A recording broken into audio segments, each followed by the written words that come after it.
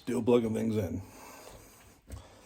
and labeling and diagram, but you gotta eat. I'm almost at the point of programming this, but I'm fixing all of this nonsense that someone else did and making it neat. So using these connectors, it's kind of a cheat what I'm doing. I'm hooking up like 10 zones of audio off 2 amps. Won't be super loud, but it'll be loud enough. Use these little speaker impedance matching selectors off the 2 Savant amps. Cuts the cost down for the customer. They're playing background music. That's what it is. Now they could, for much more money, have individuals own control, but you gotta do what you gotta do to make a sale sometimes. This does what it needs. You'll play everything at the same volume with all these lines, and you'll be able to turn up the upstairs and the downstairs individually. Good enough for party music, man. Good enough. Now, back to cutting all these and getting them in there and making them nice and neat so they're not sticking out, because that's just not how I roll.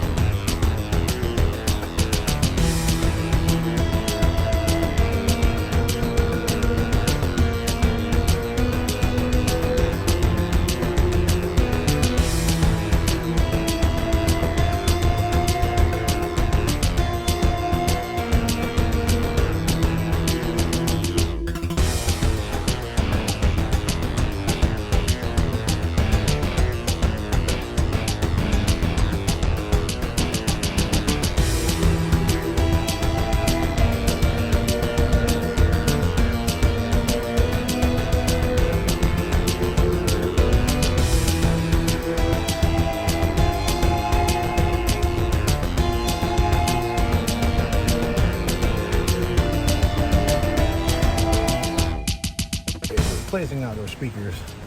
Key of a good speaker, it's got a rubber boot on the back of it, like these triads, versus those 20-year-old whatever they were.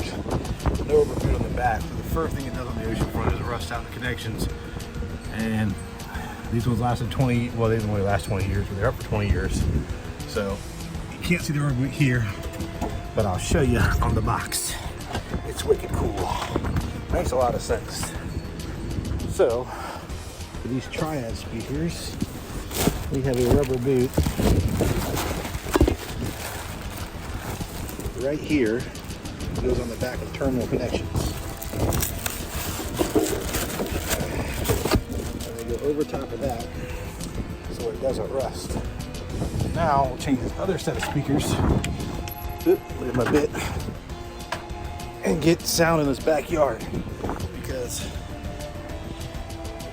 yeah, that's one heck of a view. It'd be a shame not to listen to speakers while you do it. Spartan style. So that one's up next.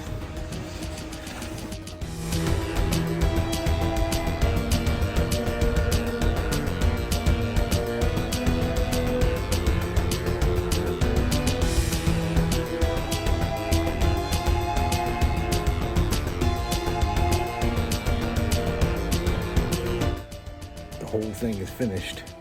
If you look at it,